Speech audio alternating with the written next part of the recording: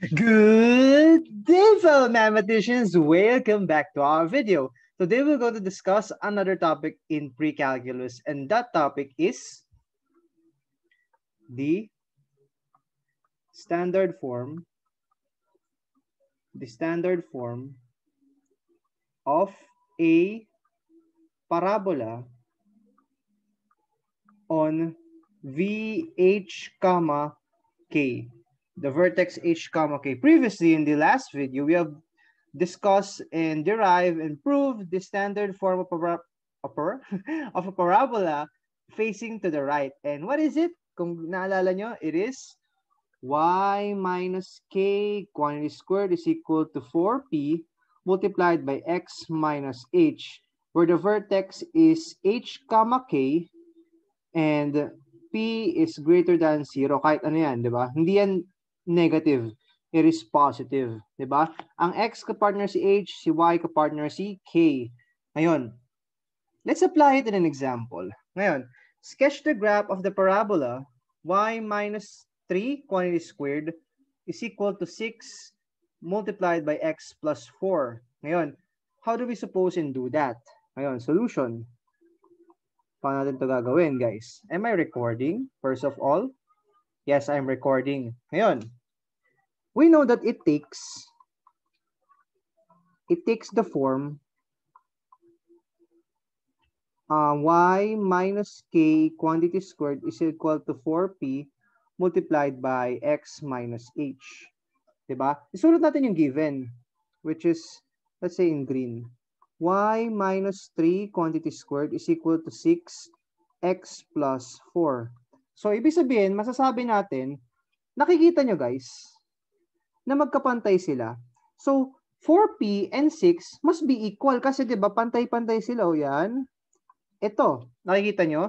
So, ano may imply nito? Yung k mo is equal to 3. Yung h mo is equal to negative 4 kasi ito pwede mo isulat as x minus negative 4. Tama ba?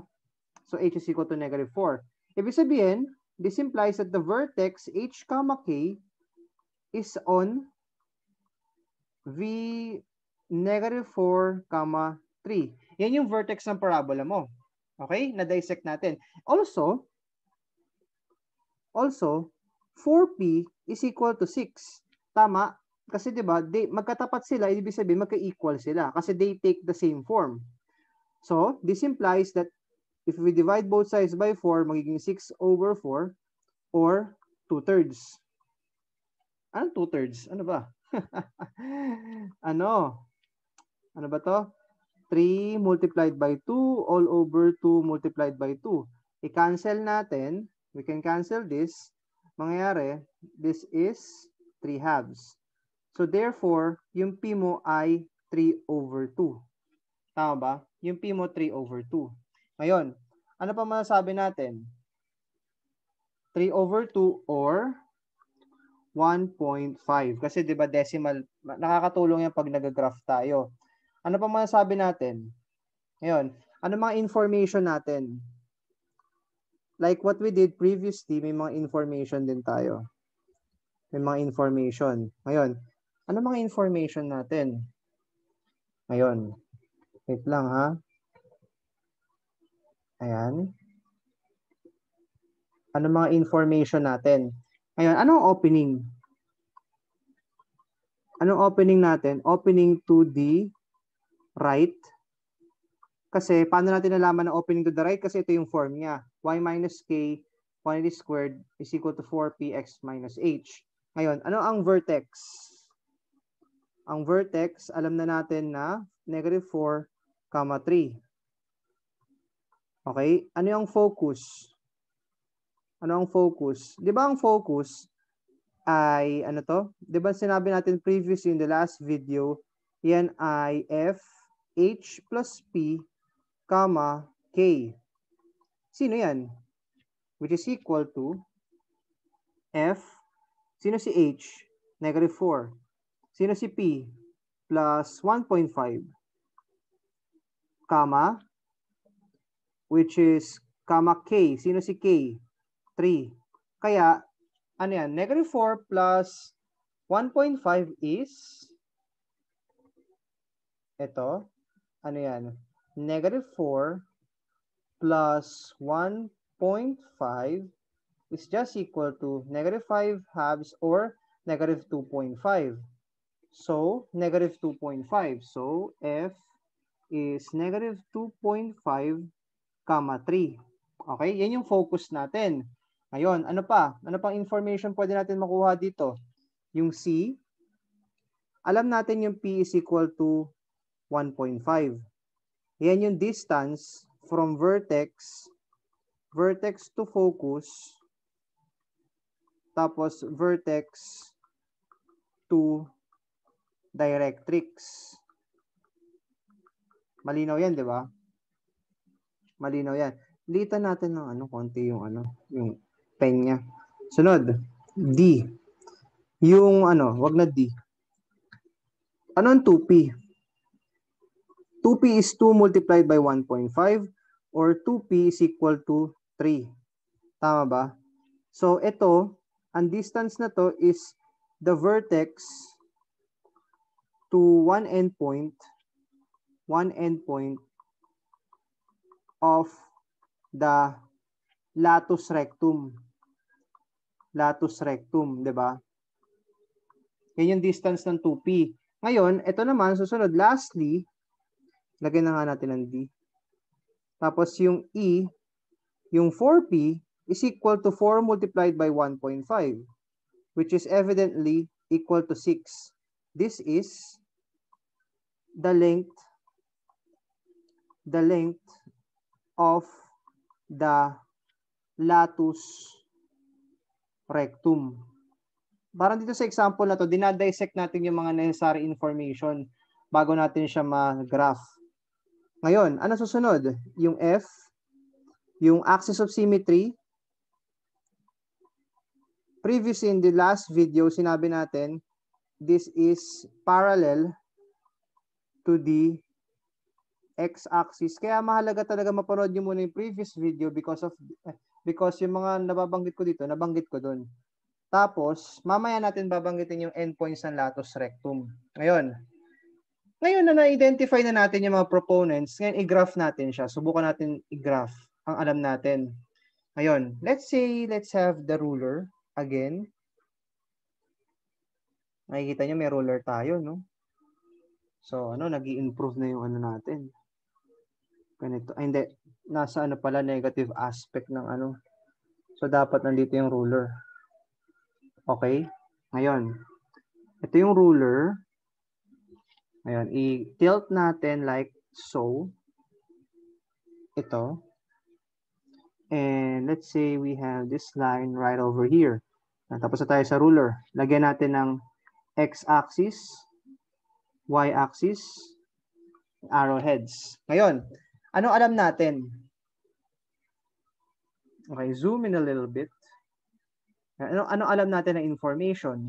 Ngayon, ang vertex mo daw, kung naalala nyo kanina, yung vertex is negative 4, 3. 1, 2, 3, 4. Negative 4, 3. 1, 2, 3. Ito yung vertex mo. Okay? This is your vertex. Since ang pinag-uusapan natin ay sa parabola that opens to the right, edi pa ganun yung parabola mo. Ngayon, ano ang focus mo? Sinabi, kanina dito sa problem, ang focus is negative 2.5, 3. Ito, negative 2.5, 3. So, ito kasi ang i-graph natin, this is negative 2, this is negative 3. Ito yung negative 2.5. So, ito yung focus. Tama? This is negative 2.5. Kasi di ba kalahati, negative 2, negative 3, yung kalahati, negative 2.5. Kaya yun yung focus mo. Tama ba? Tama naman. Ngayon. Susunod, ang opening mo kasi pa ganun. Ito yung focus. Isulat natin, focus. This is negative 2.5, 3. Okay. Malinaw tayo dyan. Ngayon, anong susunod? Yung directrix, kailangan natin ma-graph din. By the way. Ngayon, ano ang graph ng directrix? Diba? Hindi pa pala natin na ilagay dito. I'm sorry. Sabi ko na ba, may nakakalimutan ako eh. G. Yung directrix. Ang directrix, ang equation ng directrix is x is equal to h minus p. Sino si h dito sa given natin? Si h natin is negative 4. Diba yung nasa taas? Negative 4 minus p. Sino si p? Minus 1.5. So ito. So, this is x is equal to negative 5.5. So, nasa equation siya ng vertical line dito. And let's go back. Ayun. Ito kasi si negative 5. Ayun, i-delete natin to ng konti Ito. Ngayon, ito ay negative 4. Ito ay negative 5. Ang hirap talaga mag-graph ng GeoGebra, no? Ito yung negative 6, diba? Sabi negative 5.5. So, ito. Ngayon, mag-a-adjust tayo ng mga sulat natin dito. Masyado siyang no? Malaki. So, this is, ano to? I don't know. This is negative, the vertex, negative 4, comma 3. Ang pangit ng 3. 3. Okay. Ito yung negative 5.5. So, ito yan. Ito yung directrix mo. So, makakapag-ano na tayo? Makakapag-line na tayo, no? Kasi may directrix na. So, ito. Vertical line yan. So, dumadaan siya sa 5.5. Ngayon, balik tayo sa drawing. It makes sense na di pumantay kasi nga nasa 5.5 pa. This is x is equal to negative 5.5. Okay? Malinaw tayo dyan. So, ito na yung equation ng line mo. Sunod, paano tayo mag-aano ng parabola facing to the right? Kailangan natin malaman yung latus rectum. Yung endpoints ng latus rectum. Alam natin, 'di ba? Para masabi, 'di ba? Halimbawa, ito yung first, ito yung parabola. Ito yung parabola, 'di ba? Ito yung endpoints ng latus rectum. Ang distance nito is 2p. Ang distance nito 2p. 'Di ba? 'Di ba sabi? Tapos ang distance ng pangkabuo na to 4p. Naalala niyo 'yon? So ibig sabihin, from the focus, bibilang tayo ng 2p units. 'Di ba? This is the focus, negative 2.5. Ngayon, ang p natin, sabi, is 3. Ay, hindi. Ang p natin is ano? Ano yung p natin? Is 1.5. Ibig sabihin, ng 2p mo ay 3. So, from the focus, bibilang ka pataas. Kasi, di ba, hindi ka naman pwede sa x na direction. Di ba? Hindi ka naman pwedeng ganun. Pa-horizontal. Kailangan pa-vertical ka kasi ganun ang orientation ng parabola mo eh. Pa ganun. Pa ganun, di ba? So, dapat pataas yung pag-ano mo. So, tanggalin natin yan kasi hindi naman yan sakto. Ngayon, from 3, bibilang ka na 1, 2, 3. Nasaan ka na? Nasa 6 ka, di ba? So, ito yung isang endpoint ng latus rectum mo. Sunod, from dito, bibilang ka ulit ng 3. 1, 2. Hindi ka magsisimula dito sa kung saan ka mapat. Dito ka sa 1, 2, 3. Itong 0. So, dito ka. So, ibig sabihin, ng graph ng ng parabola mo looks like something like this. Tapos, yung pinakapababa talaga yung problema eh. Hindi nga tumama. Ayan. 'Di ba? Ganyan ang graph ng parabola mo. Ngayon, paano mo makukuha yung points ng latus rectum mo? Zoom natin. This is L, which is, negative 2.5. Pareho lang ng x-coordinate mo. Tapos, nagdagdag ka ng 3 mula sa negative 2.5, 3, which is 6. Tama? Ngayon, susunod, ito naman point na to, this is R. Ito yun This is negative 2.5. Yung 3, babawasan mo ng 3. So, 3 minus 3, 0. Kaya ka nandito. Ngayon, paano siya nakuha algebraically? Yan ang tanong. Paano nakukuha yung points niya ng algebraically? Ganito. Balik tayo dito. Dito na lang sa baba. So, paano yan? Anong letter na tayo? H. Anong letter na? G. H nga. H. Ang H, endpoints of latus rectum. Ano formula niyan? H plus P, comma, K2 plus P. Tapos, ano yan? R. H plus P, comma, K, comma, K minus 2P. Ngayon, paano nangyari yan? Kasi, ang H plus P, yung focus mo, yung X na to, hindi ka gagalaw kasi nga, di ba, pag ganito yung, yung orientation ng latus rectum mo eh. Pa-vertical, so hindi gagalaw yung H plus P. Ang gagalaw lang, yung K, yung Y coordinate, dadagdagan mo ng 2P. Sino si 2P? Yan yung 2P na distance na sinasabi ko kanina, na 3. So, ang mangyayari, this is L. Sino si H? Yung H mo ay, ang H mo ay negative 4, ang K mo 3. So, ano mangyayari? This is negative 4 plus P, which is 1.5, comma, K, 3, plus 2P, which is 3. Diba? 2P, ay, ano nangyari? 2P is 3, diba ito? So, ano mangyayari? Ito yan. Susunod, L ay R, negative 4 plus 1.5, comma, 3 minus 3. Ito, ano to? This is negative 2.5. Diba? L, negative 2.5, comma 6, tapos R, negative 2.5, comma 0. Ito yung formula. Ito yun, di ba? Ito yun, di ba? Ito. Ibayin natin yung ito. Ito yan. Di ba? Ito yan. Nakikita nyo? Ngayon, baka pwede mag-ibang kulay dito. Ito ay ito. Tama? Ito ay ito. Ang technique lang, para hindi na gamitin yung formula na to na napaka memorize, pansinin nyo kapag nalang ang orientation mo ay opening to the right, ang X mo steady kasi nga linya siya. Linya siya. Linya, X mo steady. Ang gumagalaw lang yung Y. So, kaya yung 2.5 ng focus nagaya ng latus rectum. Pero ang pinagkaiba lang is that yung Y yung nagbabago. So, ibig sabihin, kapag opening to the left or to the right ka, ang nagbabago lang kapag yung endpoints ng latus rectum, yung Y coordinate.